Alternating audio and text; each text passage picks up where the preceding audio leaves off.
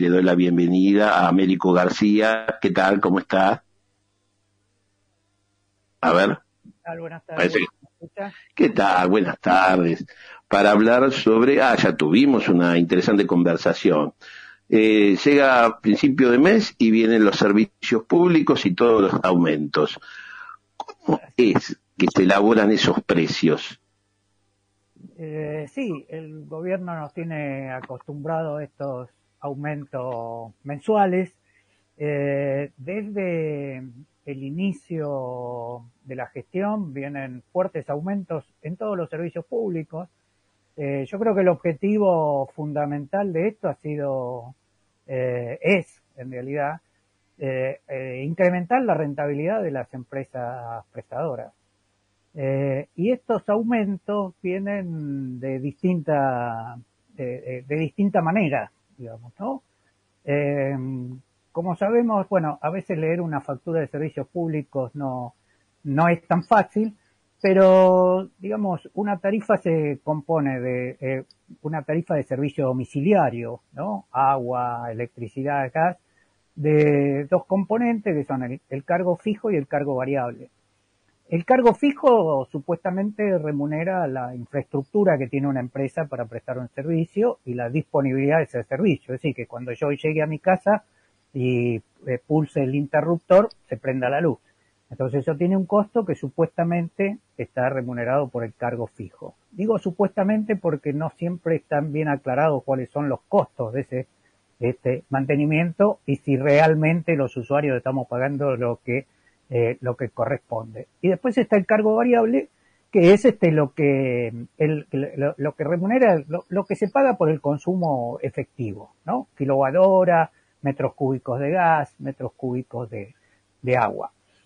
Pero además, el gobierno viene aumentando estas dos cosas, pero no solamente los aumentos están en estos dos componentes de la factura, sino que también viene disminuyendo los subsidios que se habían instrumentado en gobiernos anteriores sobre los servicios públicos. Es decir, los subsidios permitían que los usuarios pagaran una tarifa menor y que parte de esa tarifa fuera pagada a las prestadoras por parte de subsidios estatales. Bueno, el gobierno, con esta intención de disminuir el déficit fiscal, a la cual le atribuye la principal causa de la inflación en la Argentina, viene disminuyendo los subsidios, con lo cual esto es también un aumento para los usuarios. Y el otro componente de los aumentos es que durante el gobierno de Alberto Fernández hizo una segmentación de los usuarios en energía, tanto en gas como en electricidad, según en tres categorías, según los ingresos de las familias. O sea, sectores de bajos ingresos, tres niveles. El nivel 1 eran los sectores de altos ingresos, el nivel 2 sectores de bajos ingresos y el nivel 3 sectores de ingresos medios.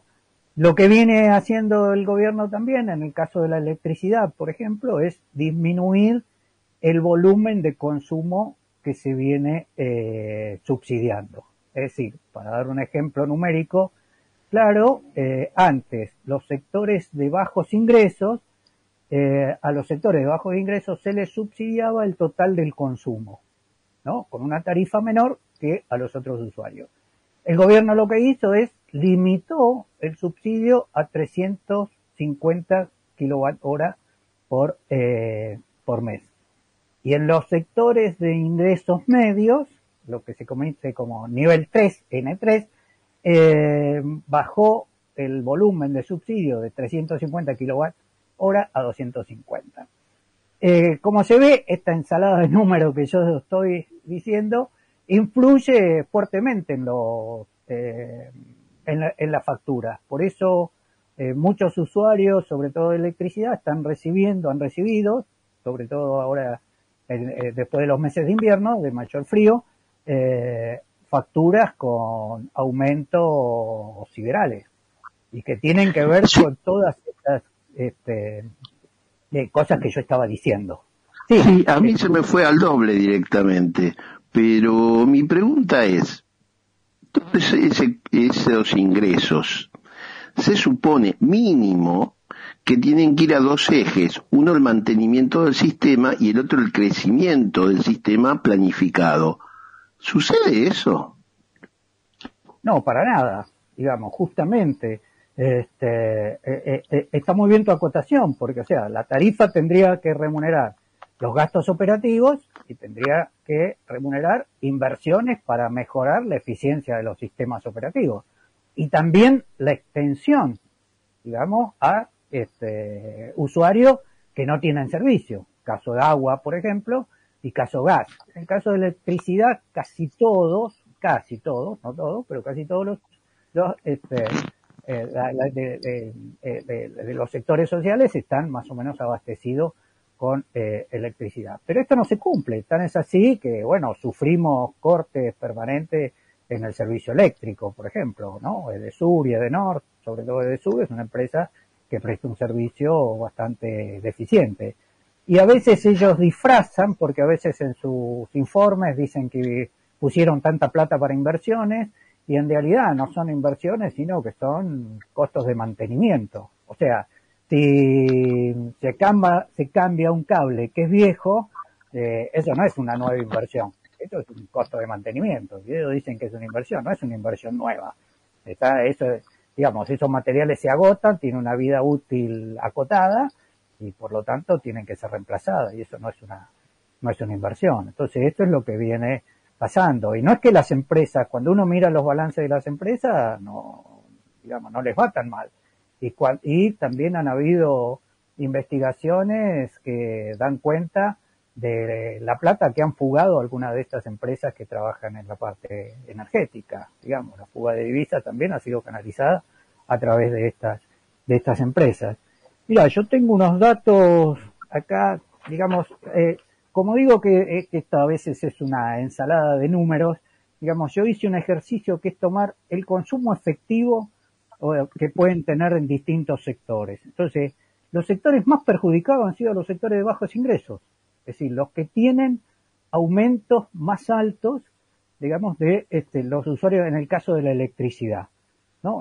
Y los aumentos van de un 525% a un 1400% desde que asumió Milei.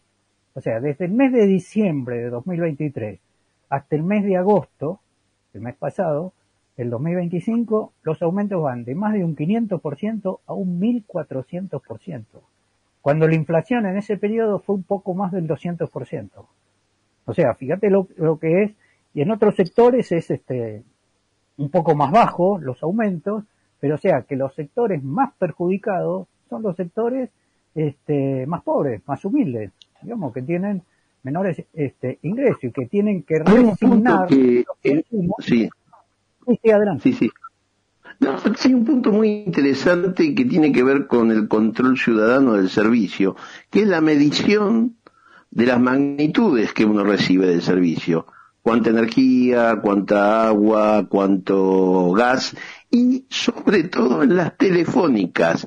Compatriota, yo soy abogado y siempre he dicho, si pudiéramos, si no fuera porque la prueba de la medición la tiene la empresa, justamente, con los abusos que tiene la telefónica al momento de cómo contabiliza cómo establece la tarifa, tendríamos unos juicios enormes, pero es muy difícil poder tener el consumidor una medición exacta de lo que consume y de cómo se lo cuantifica, se lo valora también, se lo aprecia en plata. Exacto, porque uno no tiene un control sobre eso y además porque, digamos, en materia de telefonía celular, bueno, uno hace llamadas, manda datos, videos, digamos, y cada una de estas cosas lo hace desde la conexión propia de su domicilio, lo hace desde otra conexión y todo eso tiene un costo diferente. Y bueno, y uno no sabe, digamos, cuánto es el costo de eso. El otro día me comentaba un amigo que lo que son los datos móviles, digamos, que incluye una factura que a él se le agotaban en pocos días, digamos, y que era una situación irregular. Hizo un reclamo, en mucha bolilla no le dieron por eso, y además porque ahí está presente que este es otro elemento de lo que se hizo mal con las privatizaciones en la década del 90, que son la inefectividad o la inacción de los entes reguladores. Y el peor ente regulador, el más capturado por las empresas, es sin duda el ente regulador de las telecomunicaciones. Ahora se llama ENACOM, y es el ente más ligado a los intereses de las empresas. Desde el inicio de las privatizaciones, que fue primero la Comisión Nacional de Telecomunicaciones, después tuvo otro nombre, después se fusionó con otro y se creó el ENACOM, pero siempre ha estado subordinada a los intereses de las empresas. No muy distinto es el caso del ENRE en electricidad y del Enargas en el caso del gas, digamos, ¿no? Donde no cumplen con uno de sus fines específicos, que es resguardar los intereses de los usuarios y los consumidores. En algunos entes reguladores, sí, le escucho. Bueno, no, estamos compartiendo experiencias. Yo en una época, en los 90, me tocó estar con colegas de Enargas y ellos le hablaban de 3 estadios en esa época, ¿no? Que es muy parecido a lo que quieren hacer ahora. El primero era el servicio del Estado, el segundo era las concesiones y los entes regulatorios, pero los entes regulatorios, ellos que estaban en el Enargas, ya asumían que a la larga eran captados por las empresas concesionarias. Entonces decía que el tercer estadio querido, y en esto también viene una pregunta que le hago, compatriota, era el de los consumidores frente a las empresas de servicios. Decía que este era el tercer estado en el que se podía llegar a regular los derechos. Entonces mi pregunta, ¿qué le podemos decir a nuestros compatriotas para tener acciones concretas para controlar este tipo de agresión patrimonial que hacen sobre los consumidores? Sí, digamos, controlar primero, bueno, ver, aprender a leer una factura, digamos, ¿no? Y qué es lo que nos están cobrando, que a veces no es fácil, digamos, yo creo que debería unificarse la presentación de la factura, que todos los servicios tengan una confección similar, digamos, si no la misma, por lo menos similar, y que sea más fácil para el usuario saber qué es lo que le están cobrando. Y segundo, que cuando una cosa esté mal, reclamen, ¿no? Yo siempre digo, yo he trabajado mucho en el tema de defensa del consumidor, y siempre yo decía, bueno, cuando un usuario, un consumidor dice, esto no puede ser, es porque tiene razón, digamos, porque nadie reclama porque sí. Nadie reclama cosas extrañas, reclama cuando hay, digamos, una situación de injusticia. Entonces yo creo que hay que hacer eso, reclamar. Acá en el barrio, yo estoy en el barrio de agronomía, en una parte del barrio tuvimos 4 días sin servicio eléctrico. Venía, se cortaba. Bueno, eso se puede hacer un reclamo por corte prolongado, ¿no? Hay una planilla, bueno, esto no es fácil a veces también. Bueno, hay que tener paciencia para hacer esas cosas.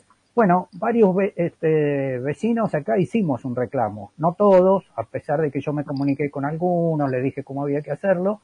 Bueno, y ahora nos llegó una factura de 0 pesos y una bonificación de 130.000 pesos. O sea, nuestras próximas facturas van a ser también de 0 pesos, digamos, ¿no? O sea, es una compensación, digamos, ¿no? Uno tuvo que sacar la Falta un tema educativo, puede ser, de juntarse y accionar. Falta educar a las masas desde los colegios, desde la primaria, decirte, bueno, vos sos un ciudadano, tenés que pagar tus servicios, pero no te pueden cobrar cualquier cosa y tenés esta y esta vía para hacerlo. Enseñame desde el principio. Sí, falta, me parece que también una cuestión de mayor participación y de mejor organización de los usuarios. Es decir, el reclamo individual, bueno, está bien, digamos, ¿no? Lo podemos hacer y tal vez tengamos algún éxito en eso. Pero yo creo que es la organización colectiva y la participación. Hay asociaciones de consumidores, yo creo que lamentablemente se han burocratizado un poco. Está el tema de las audiencias públicas, que así como están, yo creo que no es muy útil. Bueno, ahí hay que un replanteo, de esto tendría que hacerse cargo los legisladores, de establecer un régimen de audiencia pública más transparente, digamos, y con mayor información y que permita que la participación sea efectiva, tenga un sentido, porque si no la audiencia pública termina siendo una puesta en escena, digamos, ¿no? Pero eso además tendría que ser presión de abajo hacia arriba, porque, por ejemplo, con los modos de democracia directa que hay en la Constitución, las consultas, como las manejan todos los representantes del pueblo, el pueblo no entra ahí. Entonces yo diría, compatriota, tendríamos que empujar desde abajo y hacer mucha concientización en el tema de los derechos del consumidor. Sí, y la Argentina ha tenido una experiencia interesante en el tema de defensa del consumidor. Lo que pasa es que me parece que eso empezó a agotarse, sobre todo después del macrismo, digamos, donde se modificaron algunas prácticas. Y bueno, y con este gobierno, que para ellos el Estado no existe, entonces, digamos, los entes reguladores y del tema de defensa del consumidor, digamos, estaba muy débil en estas circunstancias, ¿no? Pero, digo, hay una buena legislación en tema de defensa del consumidor, hay que hacerla valer. Hay dentro del Estado funcionarios comprometidos con este tema, en los municipios, por ejemplo. Hubo un tema interesante en la provincia de Buenos Aires que se descentralizó la aplicación de ese tema, o sea, los municipios pueden tomar denuncias de defensa de los consumidores, aún de servicios públicos, también los entes reguladores, pero también los municipios tienen estas facultades. Y también hay en la Argentina más de 30 organizaciones de defensa del consumidor que están registradas, que tienen actividad, pero, digamos, como decía recién, poca representación, poca participación.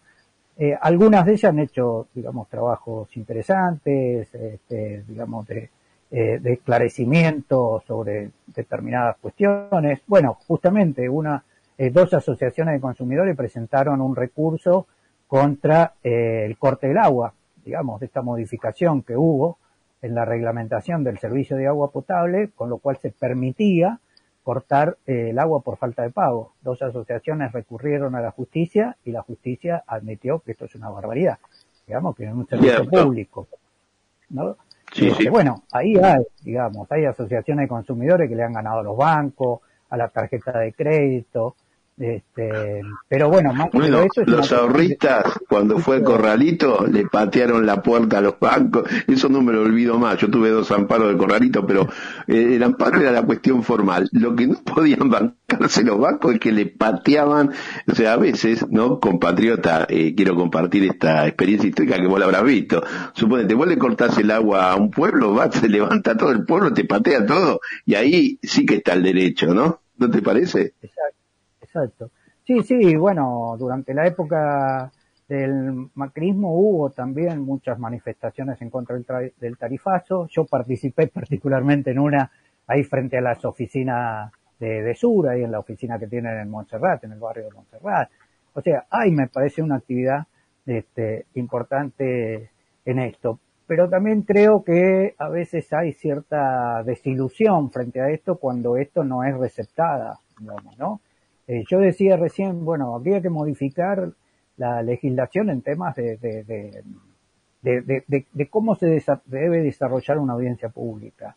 Lo más importante en una audiencia pública es lo que yo llamo periodo preaudiencia, que acá no existe prácticamente. ¿Qué quiere decir esto? Que las empresas presenten su información, que yo la pueda leer, que sea comprensible y que pueda evacuar mis dudas. Es decir, que yo le pueda preguntar a la empresa qué significa esto, por qué falta esto, por qué sobra esto, qué significan estos datos.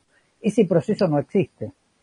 Digamos, lo que hay es una puesta en escena donde uno va, habla 5 minutos, 10 minutos el que tiene alguna representación de tipo colectivo y después se toma una decisión que en realidad ya estaba acordada de antemano, digamos, ¿no?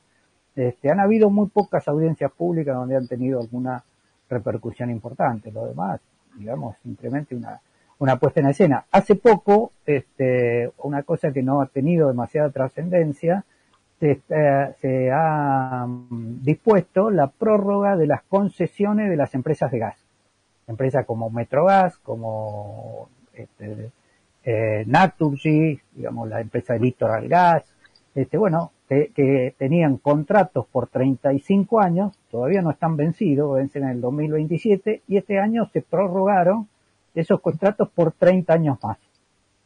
Y hubo una audiencia pública y prácticamente no hubo participación ciudadana. Solamente estuvieron las empresas, algunos técnicos y las asociaciones de consumidores decidieron no participar porque consideraron que era, digamos que no tenía sentido, no tenía recepción lo que ellos pudieran decir. De todos modos, yo creo que son mecanismos que hay que aprovechar y que en todo caso hay que presionar desde la base, digamos, desde la ciudadanía, desde los usuarios, para que se cambie eso, la normativa, digamos, ¿no?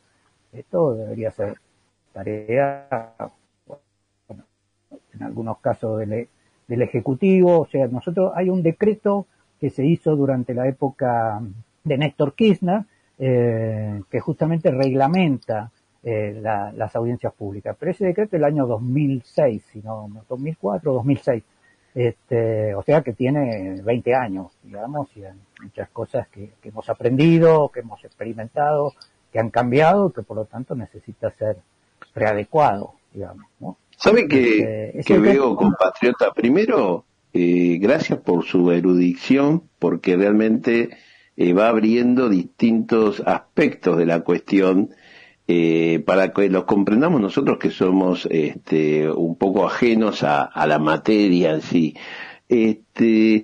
Lo que yo veo es que sin educación y sin juntarnos y sin presionar, es como una moda, es como que la Constitución del 94 trajo el derecho de consumidor de base constitucional y vinieron un montón de normas y ¡ay, qué modernos que somos! Pero las empresas cierran todo y la parte más moderna, la más importante, que es la que usted habla, la que usted también explica, no se aplica nunca, porque fue como, mira, tenemos derecho de consumidor.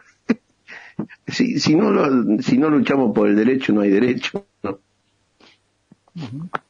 Sí, yo creo que ahí hay hay dos cuestiones, que es, por un lado, lo que usted dice respecto de la participación y de la presión ciudadana y la presión popular, digamos, sobre las empresas para que la ley se cumpla. Pero por otro lado está la recepción del Estado, ¿no? Porque nosotros debemos ver. Yo siempre cito a García Linera, para mí uno de los pensadores más claros de América Latina, y él dice que, entre otras cosas, el Estado es correlación de fuerza. ¿Qué quiere decir que el Estado es correlación de fuerza? Que sus decisiones, sus políticas, dependen mucho de la presión ciudadana. O sea, las empresas están acostumbradas a hacer lobby sobre el Estado y tienen distintos mecanismos, digamos, ¿no? Todos estos casos de corrupción que se están viendo hoy, digamos, dan cuenta de cómo son uno de los mecanismos que tienen las empresas para presionar sobre los funcionarios y sobre las políticas públicas. Bueno, los ciudadanos también tenemos posibilidades de presión sobre las decisiones del Estado.